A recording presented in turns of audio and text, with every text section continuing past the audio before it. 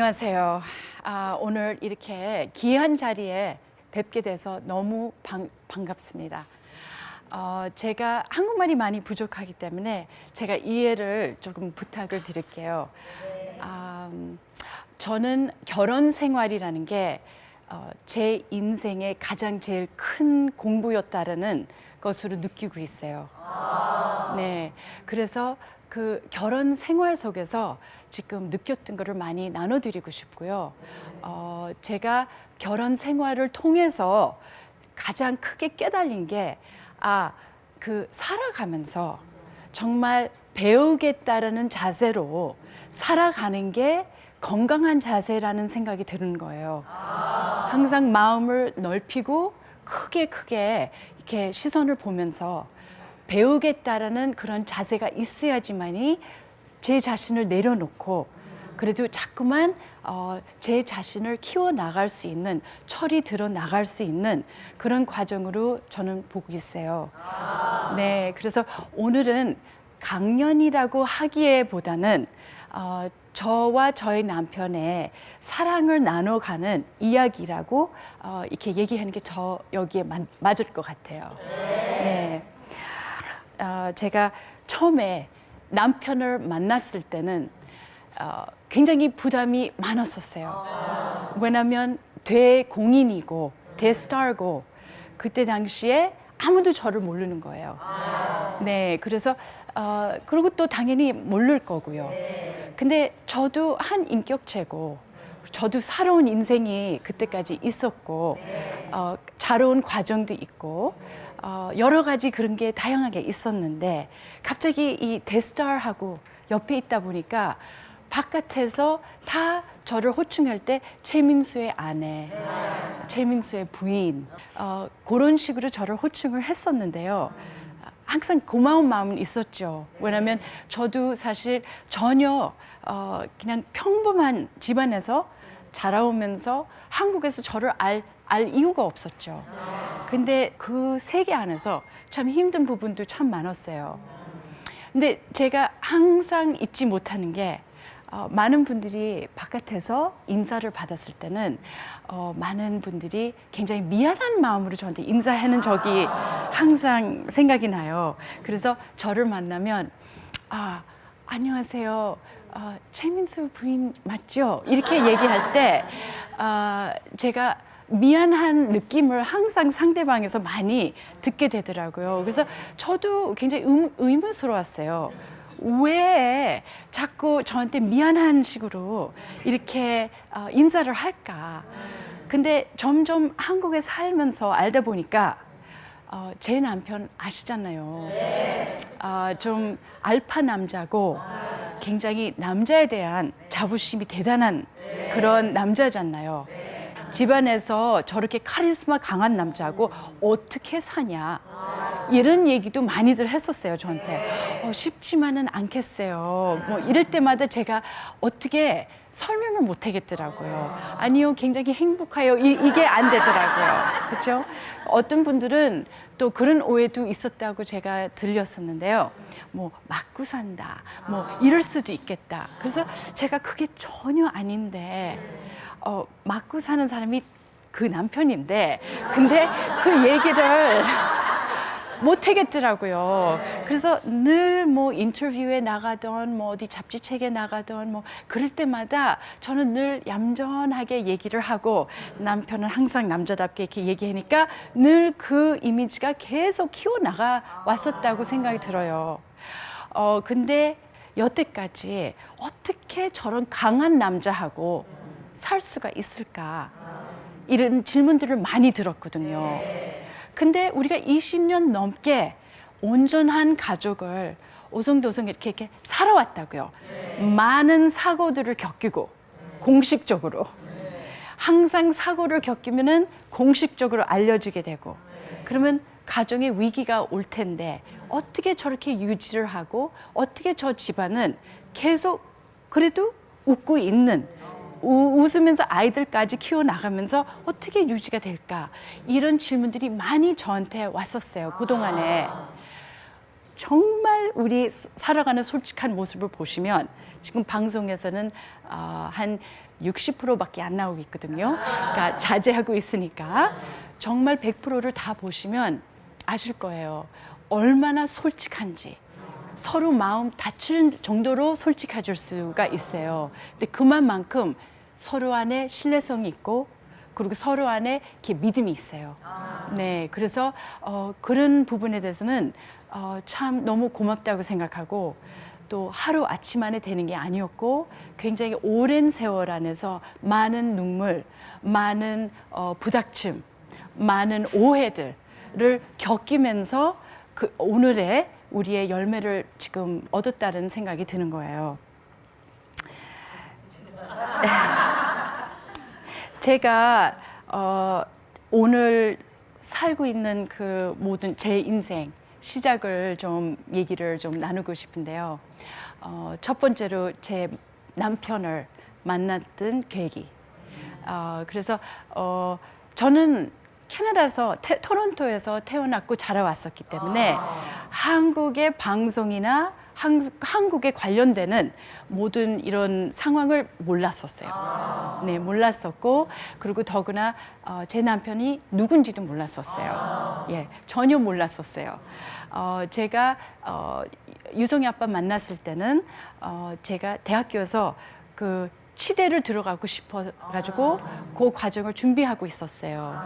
근데 저희 교수님들이 그때 당시에 뭐라고 말씀하셨냐면은 그 학생 프로필에 추가적으로 다른 활동적인 것을 추가를 해라고 그 이제 공부만 했다는 것보다 뭐 여러 가지 한 거를 보여달라 그러더라고요. 근데 저희 어머님이 그때 토론토에서 선발 대회가 있었어요.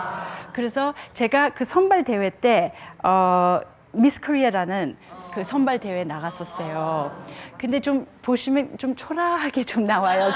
거기서는 한 15명밖에 없었어요. 이렇게 한국같이 화려하지는 않았었어요.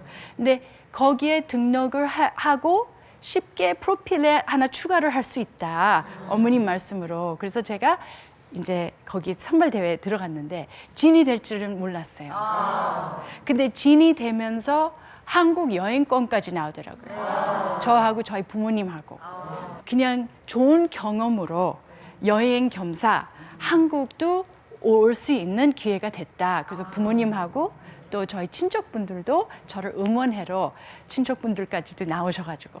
그래서 굉장히 그런 시기였는데 갑자기 미스 코리아 선발 대회 때 우리가 리허설 하는 날이 있었어요. 이제 그 선발 대회 날 때 리허설이었는데 어떤 남자가 무대 위에서 그 청바지 입고 좀 이렇게 잘난치게 걸음으로 막 걸어가더라고요. 그래서 저는 그때 후보분들이 다 막 뭐 굉장히 흥분이 돼 있더라고요. 누가 왔다고. 저는 누군지 모르고 이렇게 보니까 딱 보니까 좀 이렇게 막 잘난 척하는 남자들이라고요. 그래서 저 사람이 누구냐고 물어보니까 모르냐고 우리나라에 굉장히 유명한 배우라고. 그래서 다들 막 반한다고 너무너무 멋있다고 막 그러더라고요. 그래서 제가 우리 유성이 아빠가 그때 좀 자기가 멋있다는 거를 아는 것 같더라고요. 그래서 거기에 신경을 안 쓰려고 그냥 바닥만 보고 있었어요. 더 그 기운을 주기 싫어서. 그때 당시에도 경쟁심이 많았던 것 같아요. 제가 살아가면서 경쟁심이 많아요, 남편하고. 근데 그렇게 이제 그때 처음 봤었고요. 그다음에 그날 선발 대회할 때 무대 뒤에서 이제 그때 앙드레김 옷을 굉장히 화려하게 입고 그 마이크를 잡고 막 마이크 테스팅하고 있더라고요. 근데 제가 무대 뒤에서 굉장히 행복하게 밝게 인사 다 하면서 걸어 나가고 있었어요. 수고하셨어요. 뭐 수고하셨어요. 막 이러면서. 그때 제가 우종상을 받았거든요. 근데 미스 코리아의 파이널리스트로 등록은 전혀 안 됐었어요, 저는. 근데 저는 이 상 하나라도 받아가지고 너무 기뻤던 거예요. 뭐래도 탔으니까. 근데 무대 뒤에서 제가 떠나는데 어떤 남자가, 그러니까 저희 유성이 아빠였죠. 그 턱시도를 입고서는 저한테 아유 수고하셨어요 그러더라고요. 그래서 제가 감사합니다. 안녕히 계세요. 그리고 갔어요. 그래서 남편은 저 사람은 내가 누군지를 모르는구나 라는 거를 알았고 저는 그냥 이제 저희 부모님 만나러 이제 빨리 가는 거였고요. 남편이 뭔가 저에 대한 관심이 굉장히 많이 생겼던 거였어요. 그래서 그때 미스 코리아 파일들을 보면서 미스 캐나다 거를 찾아달라고 자기가 한번 찾아봤었대요. 그런 다음에 굉장히 묘하게도 그 바로 다음 날에 그 방송국에 관광을 시켜주겠다고 저한테 연락이 왔어요. 근데 관광을 시켜주고 그 다음 날에 제가 캐나다 떠나는 거였거든요. 그래서 제가 한번 가봤어요, 방송국에. 근데 우연히 제 남편이 그때 드라마를 찍고 있었고 그 드라마 찍고 있는 이제 그 역할 안에 들어가 있었어요. 그래서 스튜디오를 방문하다 보니까 어떤 PD분이 우리를 소개를 하더라고요. 근데 제가 그때 소개를 봤는데 또 그 잘난치는 모습, 그 머리를 막 이렇게 만지고 있더라고요. 제 눈으로 안 쳐다보고. 그래서 제가 거기서 딱 느꼈어요. 아, 그 남자라는 거. 근데 막 머리를 막 이렇게 해서 제가 무대 뒤에서도 만났을 때도 저는 항상 악수로 만나거든요. 근데 그때 악수를 했을 때 저 손을 보더라고요. 좀 어색했는지. 그래서 방송국에서도 제가 손을 이렇게 내밀었어요. 안녕하세요. 그러니까 그때 머리 이렇게 정리하다가 쳐다보더라고요, 저를. 그러면서 제가 저는 미스 코리아 때문에 온 사람이라고 그냥 소개를 하고. 근데 남편이 이제 거기서 이제 헤어졌어요. 헤어지고 나서 제가 PD님한테 물어봤어요. 그래도 저분은 누구시냐니까 배우, 유명한 배우, 미스 코리아 때 노래한 배우. 그래서 제가 사인이라도 기념으로 하나 받고 돌아가고 싶다. 그래서 내일 캐나다 떠나기 전에 사인 하나 좀 받을 수 있을까. 그래서 나중에 나가면서 만나게 또 됐어요. 근데 사인을 부탁하니까 카페에 가재요. 커피 마시러. 그냥 커피 마시러 갑시다 그러면서 가더라고요. 그래서 제가 따라갔어요. 그래서 이제 PD님하고 따라갔는데 제가 PD님 보면서 이랬어요. 왜 지금 가는 거죠? 그래서 딱 앉아서 한 3시간 동안 3시간 동안 우리가 얘기를 나눴는데 이게 믿어지지가 않았는데요. 그 3시간 안에 프로포즈를 했어요, 남편이. 저한테 제가 주은 씨를 그냥 이대로 보낼 수가 없어요. 제가 프로포즈를 하겠습니다. 이렇게 얘기를 하더라고요. 근데 그때 제가 영어로 프로포즈라는 말을 써서 이분이 영어를 몰라서 프로포즈를 잘못 쓰는 거 아닐까 이런 생각도 순간적으로 했었어요. 근데 그게 아니었고 제 손을 탁 이렇게 손을 잡더라고요. 그래서 제가 굉장히 어지러웠어요, 순간적으로. 이게 무슨 일인가. 너무 불가능한 상황인데 이거는 말도 안 되는 얘기고 제가 모든 것을 제가 아는 저희 부모님, 제가 외동딸이거든요. 제가 한국에서 살 수 있다는 거는 말이 아니었거든요, 그때. 근데 저한테 손을 이렇게 딱 얹은데 뭐 물론 꼭 살아야 되는 건 아니지만 그 왠지 모르게 그렇게 자신감이 있더라고요. 우리는 살아야 된다는 그런 자신감. 그래서 저도 너무 신기해가지고 이런 남자 처음 만나봐는 거예요. 그리고 너무 신기한 남자더라고요. 표현하는 방법도 그렇고 뭔가 저를 쳐다보는 눈빛이 제발 나를 배신하지 않았으면 좋겠는데 이런 눈빛 있죠. 나는 당신을 믿고 같이 살아도 되지 않을까 이런 눈빛이 저를 보고 있더라고요. 근데 제가 이 사람을 알지도 못했는데 이건 말도 안 되는 상황이잖아요. 그래서 그날 전화번호를 여러 개를 저한테 써주고 제가 저한테 그러는 거예요. 내일 떠날 때 꼭 전화를 하라는 거예요. 떠나기 전에. 근데 제가 전화를 안 했어요. 제 마음에는 조용히 떠나자. 이게 좋은 추억이 될 수도 있지만 이거는 말이 안 되는 얘기이다. 이거는 불가능하다. 그냥 조용히 떠나자. 이 마음이 계속 번복이 되더라고요. 근데 남편이 조용히 떠나기 못하게 하더라고요. 그래서 그때 당시 김포 공항이었는데 이제 그 다음 날에 이제 공항까지 갔어요, 제가. 그리고 우리 친척분 몇 명, 우리 다 공항 이제 떠나는 거를 기다리고 있었어요. 거기서 먹고 있는데 갑자기 밑에 그 로비 쪽이 다 보였었어요, 그때. 근데 저기 멀리서 계속 그 잘난 척 걸음으로 막 걸어오는 그 걸음 때문에 제가 알았어요. 제 남편이라는 거. 그 걸음으로 이렇게 걸어가는 사람이 보이는데 야구 모자에다가 선글라스에다가 막 사람들이 많이 또 따라오고 있더라고요. 제가 보면서 어머, 저 남자인 것 같다. 깜짝 놀란 거예요.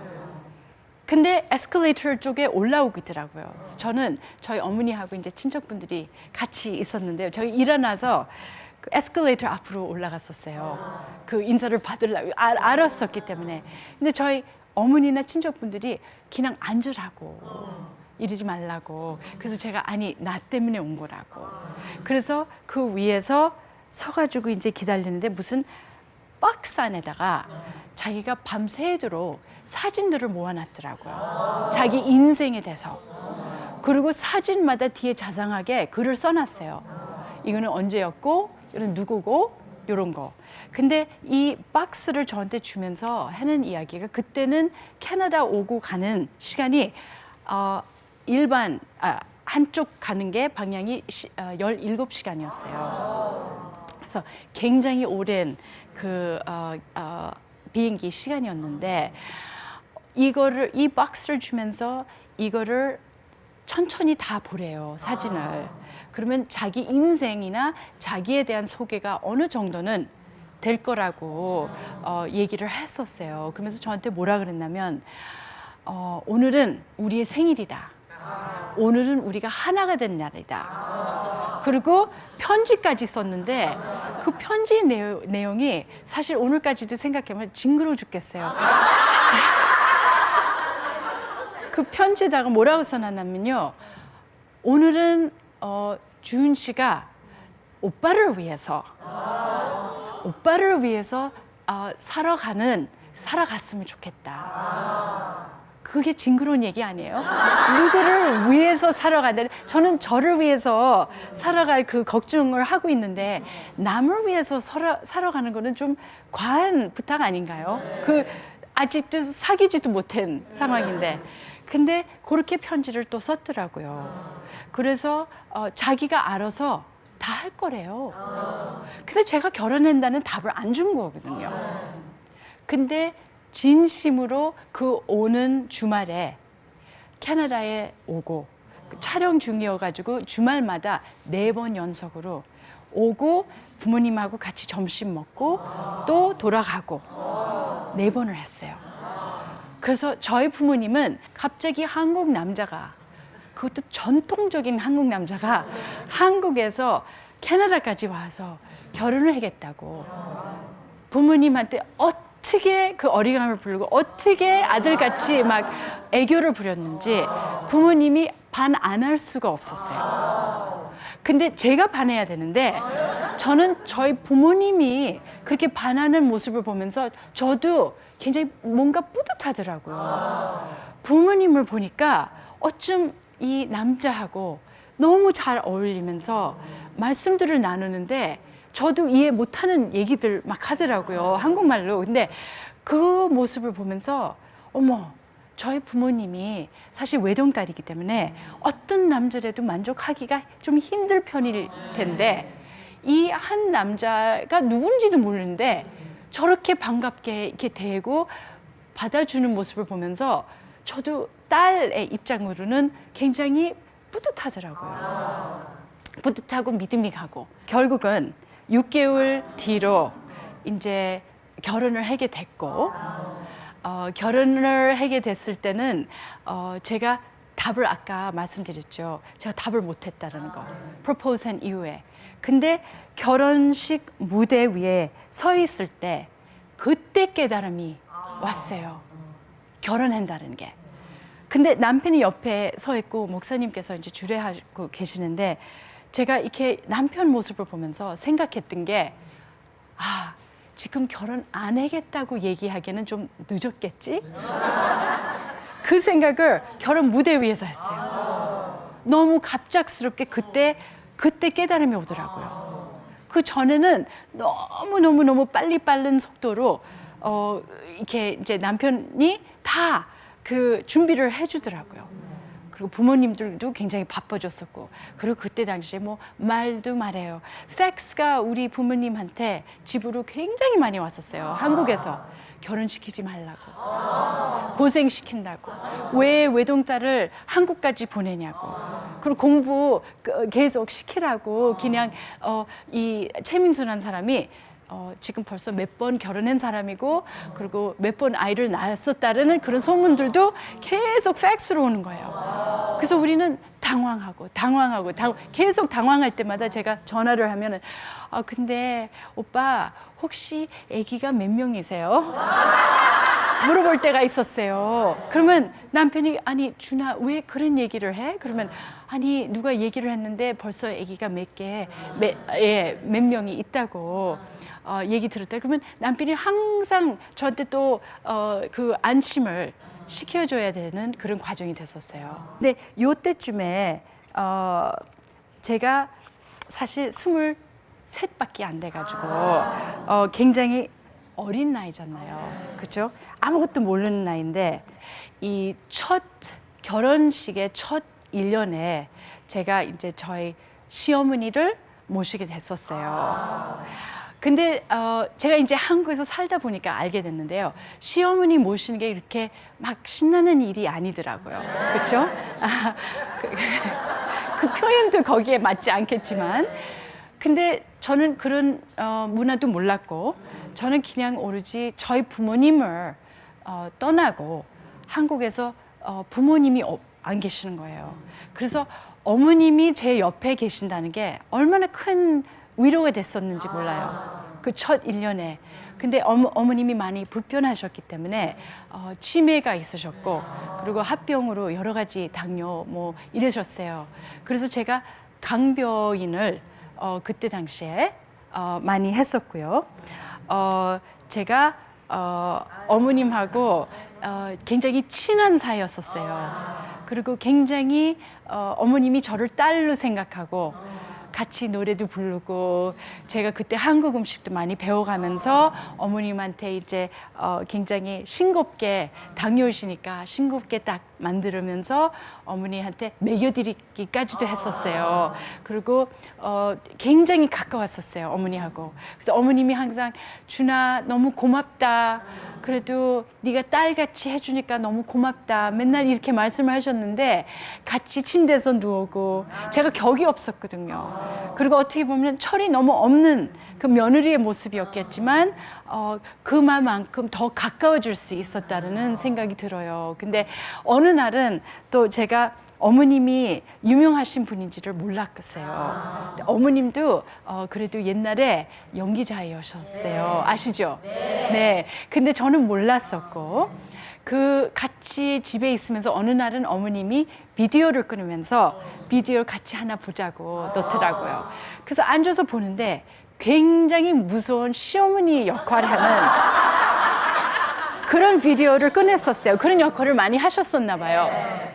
근데 그 비디오를 보니까 굉장히 어머님이 쌩쌩하셨을 때, 그러니까 너무 모습이 달랐었어요. 제가 같이 사는 어머니의 모습과 그 연기했던 시절하고. 근데 그거 보면서 제가 너무 놀래가지고 갑자기 어머니 옆에 쳐다보면서 제가 어머니, 근데 왜 어머니가 거기 안에 있어요? 그러니까 저보고 나도 연기자였어 그랬다고요. 그래서 제가 어머니 왜 근데 저렇게 무서워요? 그러니까 아니야 준아, 저거는 그냥 연기였어, 진짜는 아니야. 그래서 제 손을 꼭 잡더라고요. 그래서 같이 재밌게 그런 비디오도 같이 보고 그랬었어요. 저희 또 마찬가지로 저희 시아버님, 이거는 제 모습이 잘 안 보이는데요. 요게 우리 큰아들이 100일이었을 때, 요때 이제 우리 시아버님이 이제 그때 오셨었어요. 근데 그때 당시에 시아버님이 걱정이 많았어요. 저를 보면서 아니 너무 순진하고 캐나다에서 온 교포가 뭘 알겠고 그리고 자기 굉장히 힘든 이런 아들한테 시집을 갔는데 어떻게 감당을 하고 어떻게 살까. 그래서 아버님도 굉장히 걱정을 많이 하셨더라고요. 근데 살아가다가 보면서 아버님께서 저를 굉장히 이뻐해 주셨어요. 그래서 아버님이 항상 저한테 뭐라고 말씀하셨냐면 아유 그래도 우리 준이가 참 그래도 가정교육도 제대로 받고 그리고 굉장히 좋은 가정에서 살아왔기 때문에 민수를 안아줄 수 있구나. 그래서 아버님이 그런 말씀을 하셨을 때 너무너무 저를 많이 이뻐해 주시고 그래서 제가 그런 기억이 있었어요. 그리고 추석 때도 우리가 이제 아버님 뵈러 가고 이제 뭐 떡도 이제 맞춰서 이제 갖다 드리고 막 그랬었어요. 아버님이 굉장히 좋은 추억들이 그런 게 남아 있어서 너무 감사해요. 근데 두 분께서 너무 일찍 돌아가셨던 게 참 안타깝고 그래서 제가 이런 모습을 보면은 참 너무 아쉬운 게 많아요. 제가 유성이 아빠하고도 요즘 그런 이야기도 많이 나누고 있어요.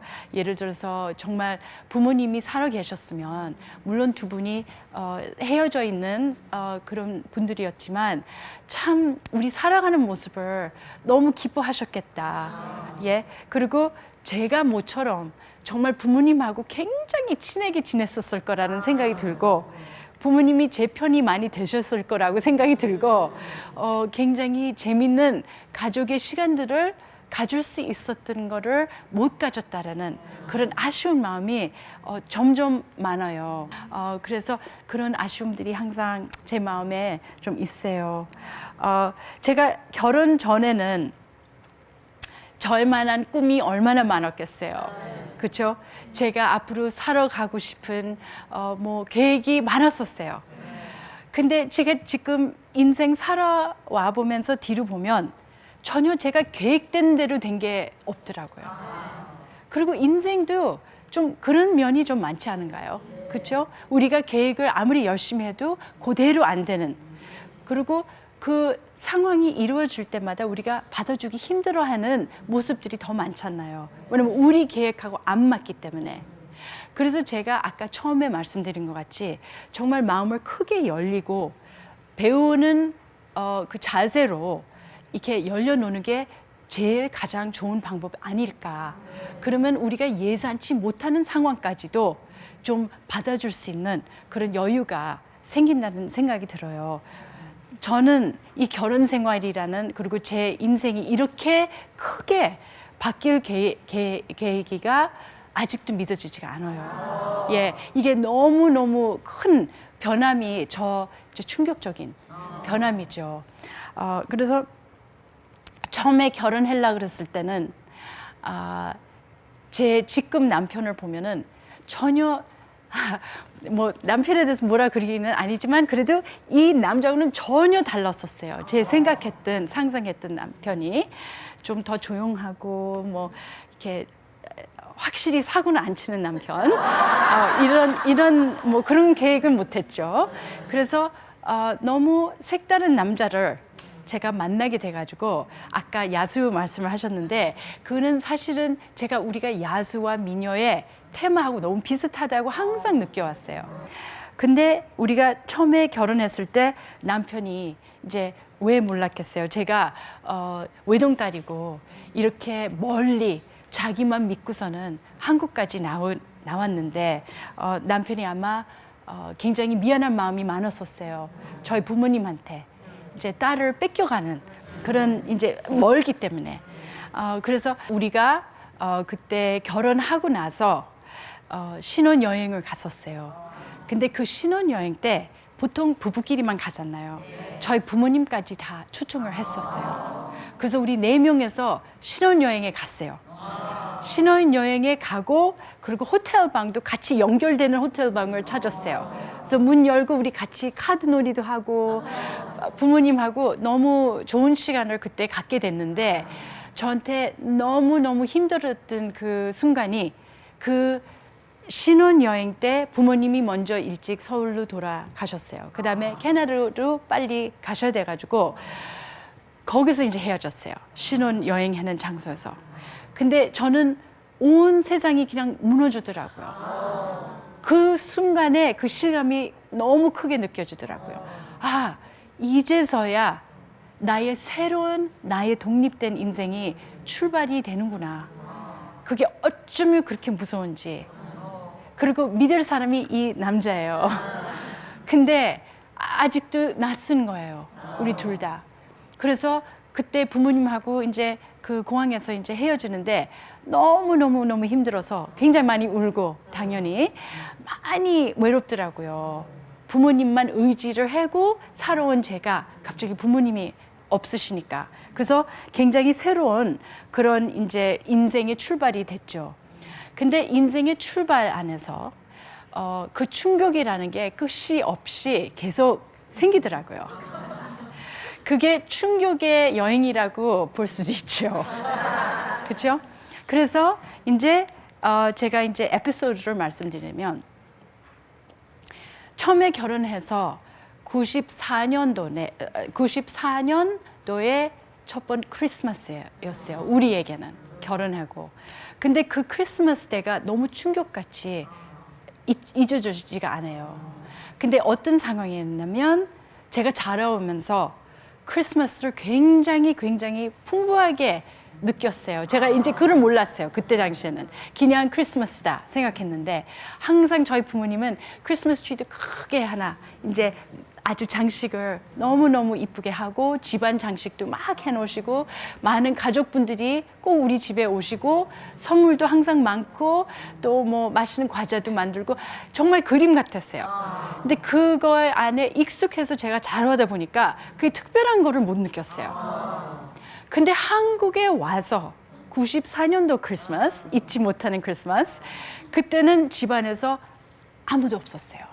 장식도 없고 크리스마스 트리도 없고 불 하나도 없었어요. 정말 깜깜한 그런 공간이었었어요. 저에게. 그리고 남편도 없었어요. 그때 당시에 남편이 모래시계 촬영을 하고 있었어요. 우리가 결혼하고 나서 모래시계를 촬영하게 됐는데 거의 못 봤어요. 항상 촬영하느라고. 그래서 크리스마스 때는 정말 외롭더라고요. 그리고 제가 부모님한테 전화를 해서 그 메리 크리스마스 인사를 해야 되는데 못 하겠더라고요. 하면은 막 울 것 같고 또 부모님이 제가 슬프고 외로운 거를 알면 안 되잖아요. 그래서 그게 감추지가 않을 것 같아서 제가 굉장히 자제를 하고 그때 전화를 못 하겠더라고요. 나중에는 너무 신나게 지내고 있어서 전화를 하는 거를 잊어먹었다고까지 얘기했어요. 근데 그날에 실제로 진행됐던 일이 어땠었냐면 제가 너무 외로웠고 그때 이제 남편이 늦게 들어왔어요. 그때 한 7시 저녁이었나 그래요. 근데 왜 늦었다고 생각해나면 그날이 크리스마스였거든요. 근데 아무것도 뭐가 없는 거예요. 선물도 없고 아무것도 없어요. 근데 촬영을 너무 힘들게 하다가 집에 왔는데 제가 너무 슬퍼 보이는 거예요. 그래서 남편이 물어보는 거예요. 우리 준이 왜 오늘 이렇게 얼굴이 무거우냐 그러니까 그래도 오빠 오늘 크리스마스인데 우리는 트리도 없고 아무것도 없는데 무슨 크리스마스가 이런 크리스마스가 있을까. 그러니까 남편이 너무 놀라가지고 갑자기 그 친구분들하고 동생분들을 막 전화하더라고요.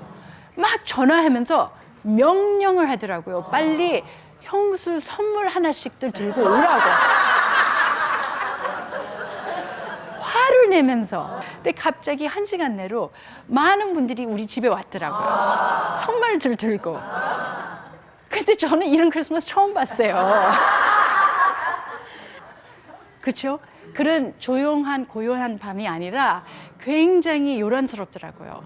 근데 그 남편이 모처럼 그거를 채워주기 위해서 이제 저한테 그렇게 해줬고 저는 울음이 나더라고요. 너무 슬픈 거예요. 너무 외로운 거예요. 아무리 바쁘게 이렇게 진행을 하더라도 이거는 아니라는 거예요. 그래서 제가 거기서 뭐가 깨달았냐면 이 남자는 크리스마스를 보내본 적이 없구나. 그리고 오히려 제가 이런 계기 통해서 제가 경험해 온 크리스마스의 그런 모든 상황을 제가 이제 이 사람에게 좀 새롭게 이렇게 좀 보여줄 수 있겠구나. 그래서 그 이후서부터는 제가 항상 크리스마스를 제가 여태까지 그 경험해온 환경을 항상 만들었어요. 그래서 과자도 이쁜 거 막 만들고 트리도 사고 그리고 장식도 막 해놓고 그래서 남편이 이런 저한테는 굉장히 평범한 크리스마스지만 남편에게는 너무나도 기적 같은 그런 상황으로 느끼더라고요.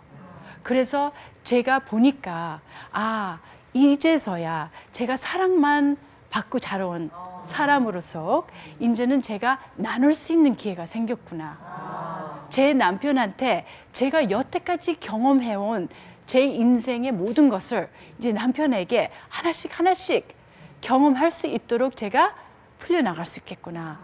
커다란 정말 복 같은 그런 기회가 됐어요. 물론 쉬운 상황은 아니었지만 일단 제 남편하고 저의 제일 가장 큰 어려움이 소통이었어요. 예, 소통이 너무 어렵다 보니까 이런 경우였어요. 제가 자라오면서 외국에서는 자기 의사 표현하는 것을 굉장히 중요하게 생각해요.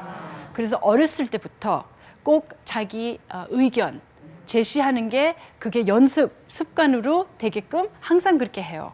그래서 뭐 선생님을 반대를 하더라도 그런 의사 표현을 정확하게 하는 거를 많이 응원을 해요. 그래서 그렇게 자라온 제가 나는 결혼하면 정말 소통을 잘하는 그런 분이 될 거다. 이런 이제 마음을 각오를 해서 남편하고 이제 너무 좋은 대화를 나눌 거다. 이런 생각을 항상 갖고 있었어요. 근데 이상하게도 우리가 의견 차이 있을 때는 그러면 그 의견 차이 있을 땐 저는 신났다.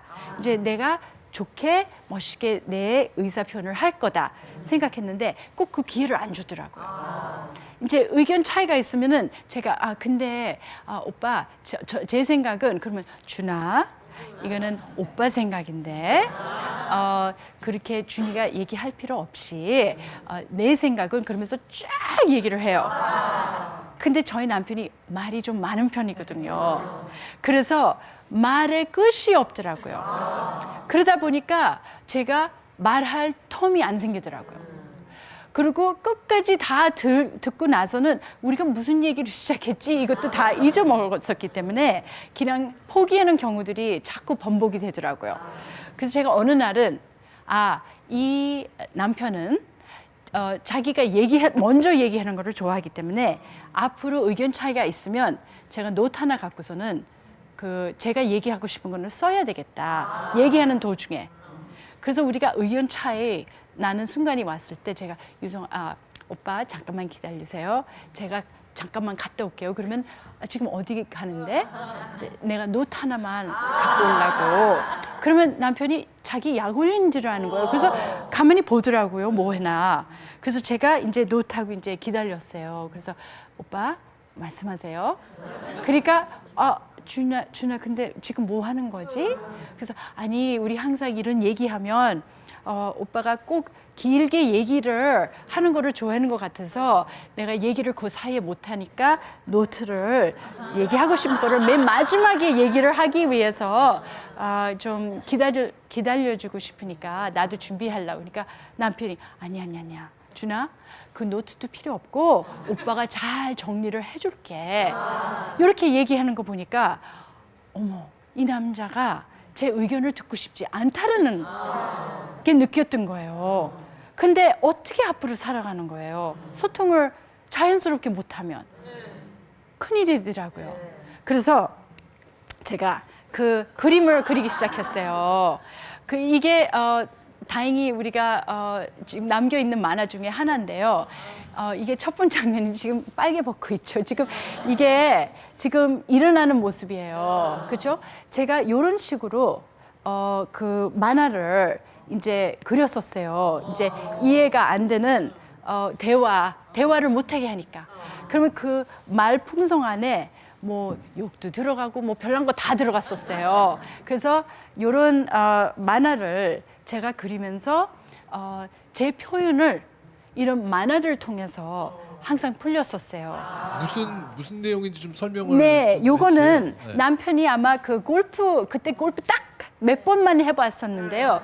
골프 약속 때문에 남편이 준비를 해야 되는 과정이었는데 이날 우리도 약속이 있었는데 그거를 무시하고 생각 못하고 무시보다는 기억도 없었어요. 그래서 제가 너무 뻔뻔하게 이렇게 나가는 모습들을 제가 이제 담으면서 이 만화는 사실은 끝을 못 냈어요. 지금 보면은 지금 끝내질 못했잖아요.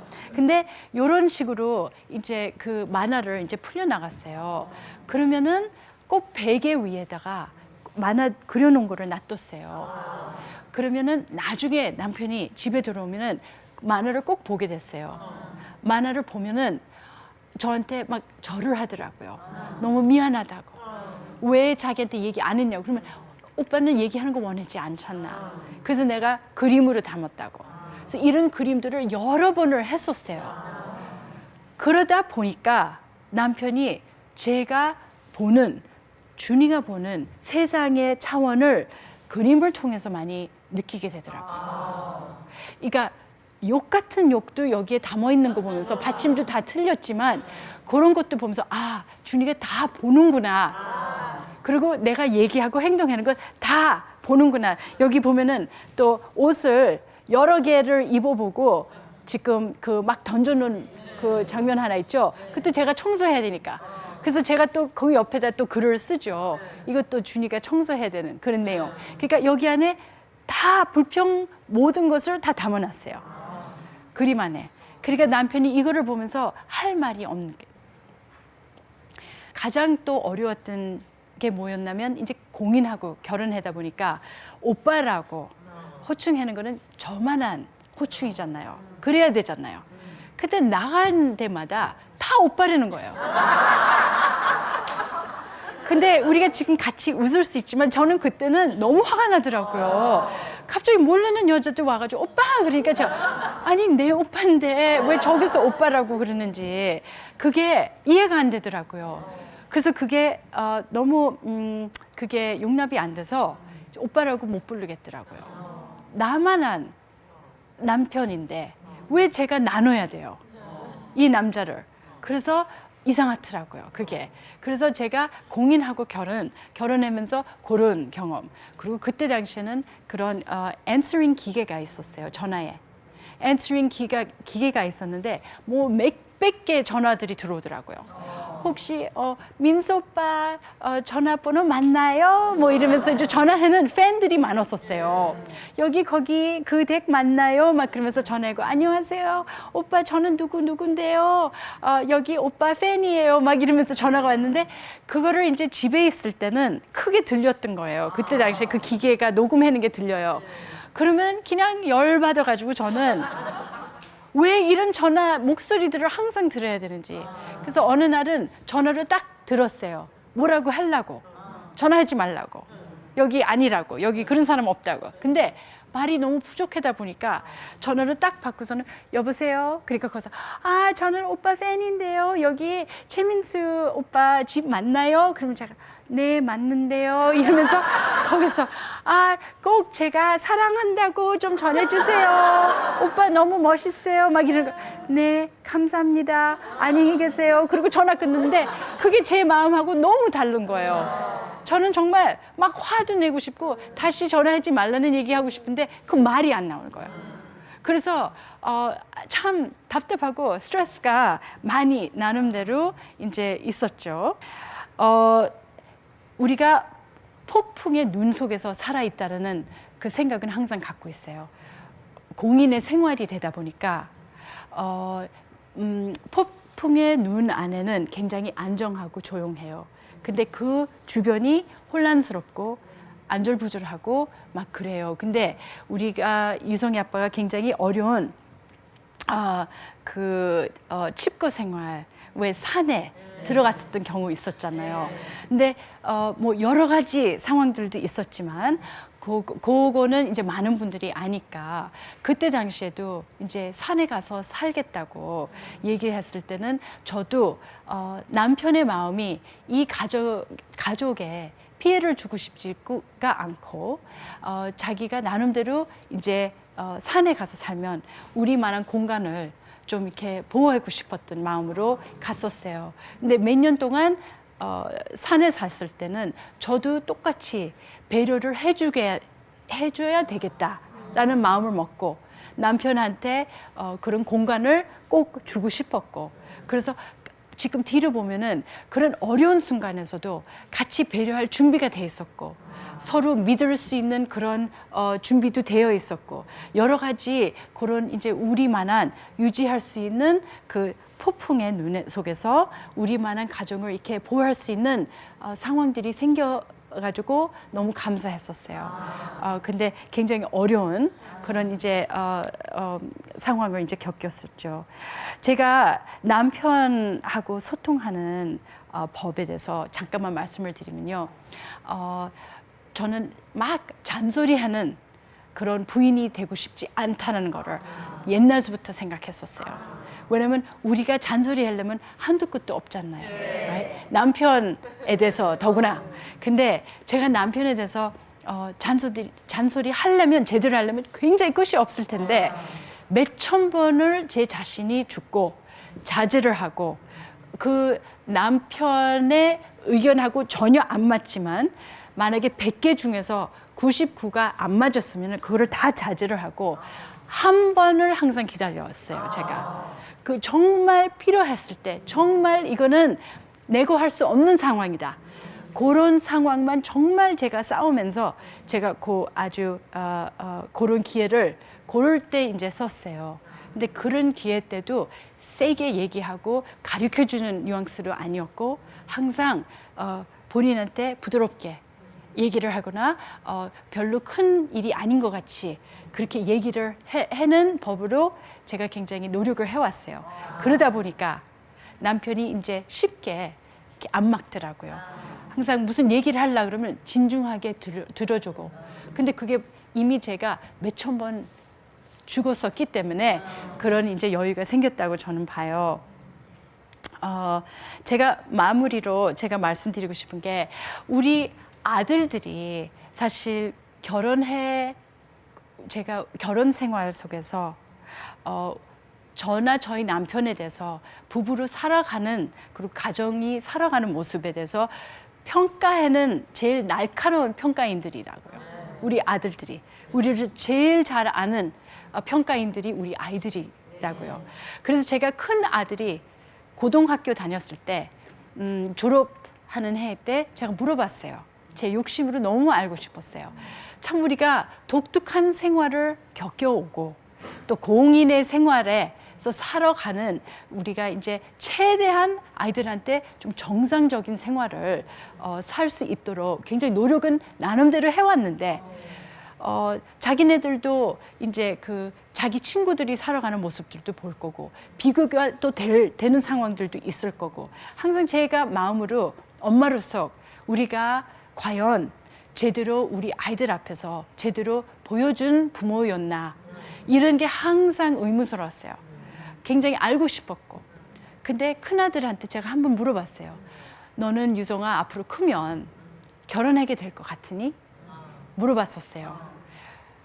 얘가 딱 하는 얘기가 절대로 이 얘기를 해요. 그 얘기했을 때 제가 너무너무 실망스러웠어요. 제 자신에 대해서. 유정이 아빠에 대해서도 화가 나더라고요. 갑자기. 지금 잘못한 거 없는데. 그 자리에서 제가 너무 깜짝 놀랐던 거예요. 우리가 실패를 했구나. 뭔가 아이들 눈에서는 이 부모는 제대로 된 부모도 아니고 우리 가정도 좀 제대로 되어 있지 않다. 이렇게 생각을 하는구나. 그래서 막 그런 걱정을 했어요. 그래서 제가 또 물어봤어요.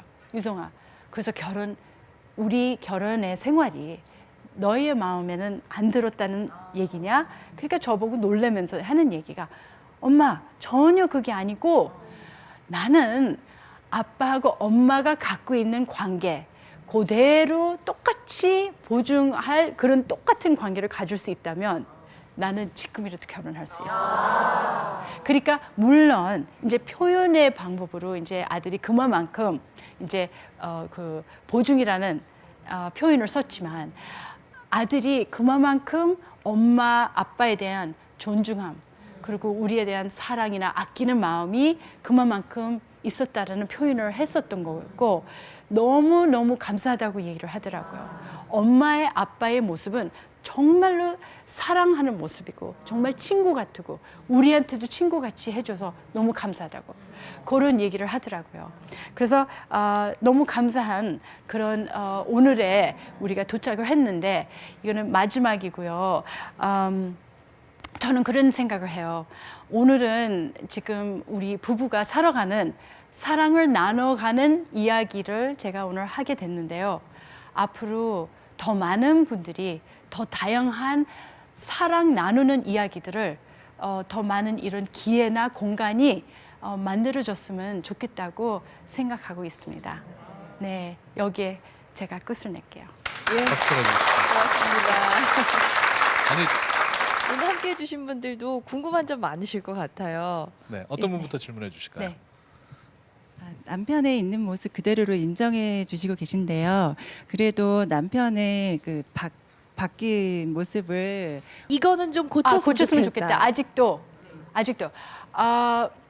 사실은 사람하고 사는 게 원래 제가 결혼하면서 항상 느꼈던 게 인간은 인간하고 사는 게 아니었구나. 너무 힘들기 때문에. 그러니까 이제 그거는 무슨 얘기냐면 남편이 바뀌었으면 좋겠다는 게 정말 제 뜻대로 한두 가지가 아닐 수도 있죠. 그렇죠? 끝이 없을 수가 있어요. 그거는 저의 탓인 것 같아요. 그러니까 제 자세가 어떤 건지. 저는 얼마 전에 남편이 이제 머리를 자르게 됐어요. 근데 그게 3년 동안 제가 고생 엄청 많이 했어요. 왜 고생했냐면 이미 저는 포기를 했어요. 머리를 정말 바닥까지 기를 수도 있다는 각오까지 했었어요. 왜냐면 예술인이기 때문에 누가 알아요? 어디까지 기르고 싶은지. 그래서 저는 그만큼 훈련이 됐다고 생각이 들어요. 정신적으로 그냥 내려놓는 거예요. 남편을 남편답게 살게끔 제가 존중을 해야 된다는 거. 그래서 제가 바뀌자고 하는 게 맞지 않다고 생각이 들고 이 남자는 한 예술로서 얼마나 많은 색깔들을 표현하고 싶겠어요. 그러면 저는 적어도 옆에 사는 파트너로는 이 남자가 자기가 보여주고 싶은 다양한 색깔들 어떤 색깔이라도 다 색깔 비치게끔 도와주고 싶다는 거. 그리고 물론 제 마음에 생각해 보세요. 그냥 주릉주릉 뭐 이렇게 입은 것도 어떤 때는 그냥 집에 쫓겨나간 사람 같이 옷의 모습도 있고 저도 좀 멋지게 이렇게 하는 모습도 나가고 싶은데 그거 기다려다가는 제가 병이 생길 것 같아서 저는 그냥 내려놓는 그런 과정이에요. 그래서 머리 잘랐을 때도 굉장히 놀랐었어요. 저도 예. 요즘 결혼하는 걸 두려워하고 힘들어하는 젊은 사람들이 많잖아요. 해주고 싶은 말 있으신지? 네. 두려워하고 생각을 그렇게 하는 것 정말 맞는 것 같아요. 저는 그런 공간이 있었으면 좋겠어요. 그거는 하지 말라는 게 아니라 우리가 너무 결혼에 대한 개념이 너무 이렇게 꽃밭으로만 생각하면 안 된다는 거.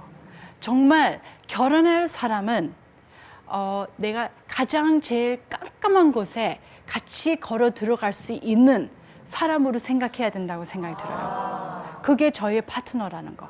그렇죠? 그래서 누구도 저한테 그런 얘기를 했었으면 지금만큼 충격은 안 받았었을 것 같아요.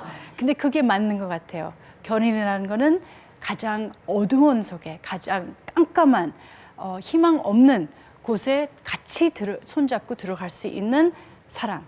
그게 결혼의 나의 파트너라. 네, 최민수 씨와 결혼해서 가정을 꾸리신 후에 가족에 대해서 바뀌신 생각이 있으신가요? 결혼 전과 결혼 후에 가족에 대한 생각이 바뀌셨는지. 네. 제가 요새 느끼는 게 제가 결혼 준비를 누가 결혼 준비가 돼 있어요, 그렇죠? 그런 결혼 준비는 예상치 못하는 상황들이에요. 자기도 상상도 못하는 상황들이 생기는 거잖아요. 근데 저는 제 자신이 이렇게 강한지를 몰랐어요. 그 강한 게 어떤 내용이냐면 인내심. 정말 제가 저를 내려놓고 그 참고 그리고 기다리고 그리고 조건 없이 그렇게 상대방에게 계속 이렇게 사랑을 해준다는 게 쉬운 일이 아니잖아요. 사랑이 해주는 게 제가 몇 번 죽어야 된다는 그런 얘기라고요. 근데 그런 거를 통해서 제가 제 자신을 처음에 제가 제 자신을 내려놓을 수 있었다라는 게 너무 감사하고, 그리고 남편은 또 제가 이런 조건을 이제 기다리고 나한테는 언제 돌아올까 이런 마인드를 전혀 안 갖고 있었어요. 근데 아마 한 10년 결혼 생활하고서는 남편의 그 모습이 돌아오더라고요. 다 내려놓고 저한테 다 이렇게 이제 받쳐주는. 근데 그게 제가 부탁한 것도 아니고 너무 자연스럽게 그게 이루어지더라고요. 그래서 제가 너무 감사한 게 이 가정에 많은 변화가 생겼죠, 당연히. 왜냐면 우리가 두 사람이 한 길을 만들어 나가는 거니까 여기 안에서 과정들이 많이 바뀌었겠죠. 근데 우리가 같이 성숙을 해갈 수 있는 과정에 대해서 너무 감사하게 생각하고 있어요. 그래도 다시 결혼하신다면 최민수 씨랑 하실 건가요? 중요한 질문인데요. 지금 겨우 23년을 겪어왔는데 앞으로 또 한 20몇 년, 20, 30년 더 살아야 되는데 지금 뭐 여기까지는 너무 고맙게 살아왔어요. 앞을까지 생각하고 싶지는 않지만, 근데 또 열심히 계속 살아나가야 되잖아요. 누가 알아요, 그렇죠? 인생에 별난 경험들이 다 생기고 별난 위기들이 오기 때문에 저는 절대로 그냥 쉬고 있는 상태는 아니에요. 제가 지금은 너무너무 감사해요, 제 남편이. 그리고 제가 철이 계속 들어가야 된다는 생각이 많이 들고 있어요. 남편 덕분에 제가 사람이 됐다고 생각이 들어요. 그리고 남편이 너무 지금 이제 많이 더 아시게 됐지만 저를 사랑하는 거는 끔찍해요. 아직 그냥 끔찍한 사랑. 저희 부모님이 저를 사랑하듯이. 그래서 다시 결혼한다면 너무 영광이죠. 네.